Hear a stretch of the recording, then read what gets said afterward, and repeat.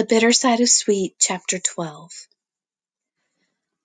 I wish Seydu could argue, tell me to take him to safety, but his eyes are hollow and glassy again, and he's not answering me.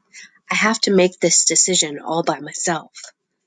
Slowly, over the next few hours, I pick a careful, looping trail through the bush until we're close enough to camp to see what's going on.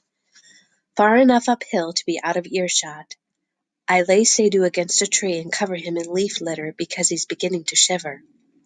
Then I climb the tree so that I can see into the clearing. I've broken into a cold sweat, and the morning breeze raises bumps on my arms and legs. We should be far, far away from here by now. We should not be mere meters from returning to that life. We should not be waiting here to be caught, minute after terrifying minute. The camp is bustling with activity, and it's not hard to see why. Parked next to the boss's pickup truck is another one, even more beat-up looking than theirs. The tailgate is down, and the bosses and the boys are working to get everything loaded. The boys carry sacks of the fermented dried seeds and stack them high in the truck bed, tying them tightly with ropes. They're stacking them so high that the driver's not going to be able to see out his back window at all. I guess it doesn't matter way out here in La Brosse. Part of me wishes I was close enough to overhear what the boys were saying, but it isn't worth the risk to get nearer. I don't see Khadija anywhere. I tell myself this means that she must have gotten away, but I stay clinging to my tree, unsure. I think if I even saw Musa, I'd be able to know. After years of watching his face, I know what most of his expressions mean. Below me, Seydu stirs. I slide to the ground and rest my hand against his face. He's still hot to the touch, and he's been slipping in and out of a restless doze. Amadou, he manages. Hi, Cricket, I say, a big fake smile on my face. What? Where? I got you out, I whisper, rubbing my hand on his head like I used to when he was just a baby. We're running away, Seydu. We're going home. Home, he mumbles, but the word sounds hollow when he says it. I wonder whether it's that he's in too much pain to process all this, or whether it's been so long that he's forgotten what home's like. There are days when I struggle to remember the texture of the walls of our house, or the exact lines of Moki's face. I've never said anything about it because I was ashamed.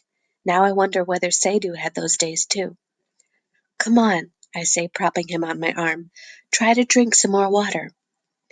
I pull the mostly empty bottle out of my pocket and hold it to his mouth. He sips weakly at it for a few seconds, but then loses interest. The water dribbles over his chin. That frustrates me because he needs to drink. I wedge the plastic rim of the bottle between his teeth and tip his head. Seydu, half asleep again, chokes on the water and starts coughing. The force of the coughing pushes him into a sitting position, and spasms rack his body. He curls forward, spitting the water on the ground.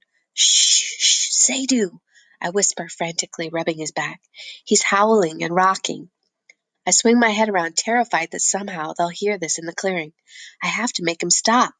Hush, hush now. I won't make you drink any more. It hurts, he wails, and I see that he's clutched the wrapped stump of his elbow in his other hand. It hurts. Make it stop, Amadou. I can't. Oh, Seydu, I'm sorry, I whisper to him. I lower myself behind him so that I'm sitting against the tree, and he's sitting between my legs.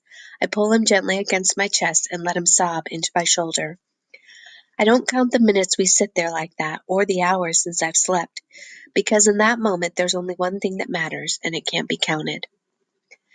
After what feels like forever, Seydu's sobs calm. He sits up and takes a look at his bandaged elbow. He gently touches the air where the rest of his arm should be. I can still feel it, he says. What? He looks at me, his face a mess of tear streaks and snot.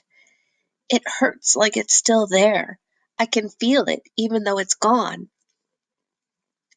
I have no idea how to make that better, so I ramble on about other things instead. You were getting really sick from an infection, so Musa had to cut it off. You'll get better now, you'll see. Seydu blinks, fading away again. Terrified to lose this slightly awake and talking version of my brother, I rush on. I was so mad at Musa, I punched him in the face. I'm rewarded by a glimmer of interest in his eyes at this piece of information. And then Khadijah and I broke out of the tool shed where they put us and came and rescued you. Sadhu looks around.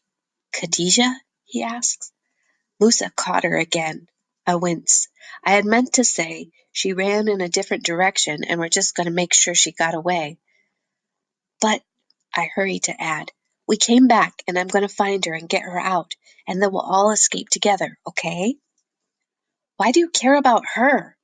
Sadhu asked, acidly, stroking the short stump of arm he has left. She's the whole reason all of this happened. I see the tears well in his eyes, and I realize that he may not remember anything that she's done since she knocked him down 6 days ago.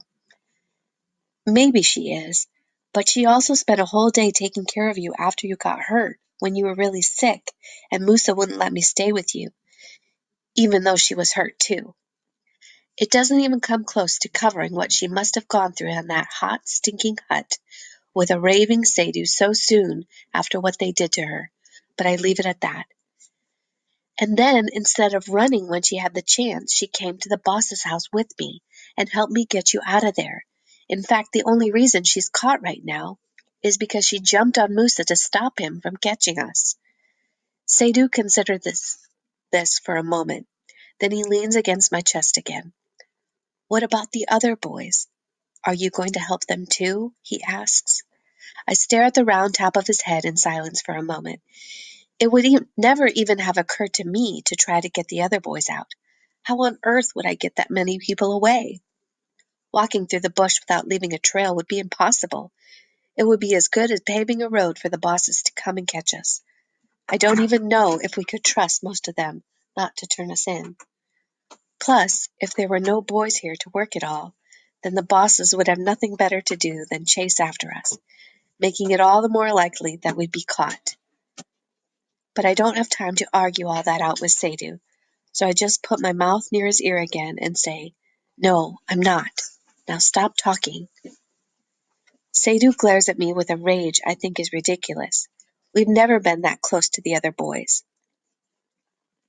I ease away from him and scramble up the tree to look at the camp again. I see Musa and the pastor come out of the open door of the sleeping hut, shaking hands. The pastor, a big man with a round head and wide shoulders, hands Musa a thick wad of bills. Musa is smiling openly. He looks relaxed and content. My eyes flick to the tool shed, locked, even on a loading day. I look more closely. The boards are even again, our hole patched, and I see the edge of the toolbox pushed under a bush nearby. There can be only one reason the tools are not in the shed, and the shed is locked. I slide down the tree, furious at the world, and flop in the uneven leaf litter next to Sadhu. They got her, I hear myself whisper. Bile rises in my mouth. Yes, the bosses are all smiles now, but I have some idea what they'll do to her once they've finished with the more important business. What are you going to do? Asks Sadhu. He's still angry at me, but he's never been one to hold a grudge or wish a beating on anyone. I look at him for a moment. Even hurt, even annoyed, he expects me to be able to fix things. I'm going to set the farm on fire, I say, and push myself slowly to my feet.